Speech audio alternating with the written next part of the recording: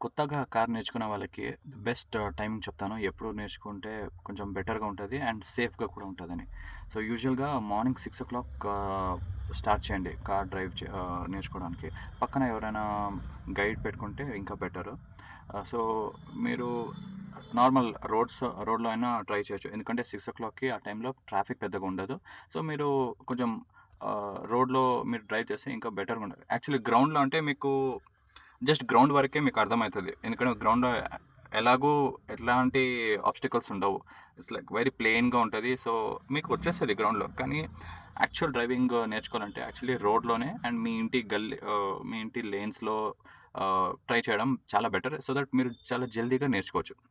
So, first time నేర్చుకునే వాళ్ళకి morning 6:00 try చేయండి. ఒక 2 డేస్ అలా ట్రై చేయండి. కొంచెం మీకు గ్రిప్ లైట్‌గా బేసిక్స్ ఈ క్లచ్ కంట్రోలు లేదా గేర్ చేంజ్ చేయడం ఇవన్నీ వచ్చాక నెక్స్ట్ ఒక 7:00కి బండి తీయండి. 7:00 ఎందుకంటే అప్పుడు లైట్‌గా కొంచెం కొంచెం వెహికల్స్ ఉంటాయి. జనాలుంటారు. తిరుగుతా ఉంటారు రోడ్‌లో. సో, మీకు జడ్జ్‌మెంట్ అర్థమైతది. అండ్ కొంచెం ఫియర్ కూడా ఎళ్ళిపోద్ది. ఎందుకంటే మీరు ఖాళీ గ్రౌండ్‌లో కొడితే మీకు ఇవన్నీ ఏం అడ్డం రావు. సో, మీకు ఐడియా ఉండదు.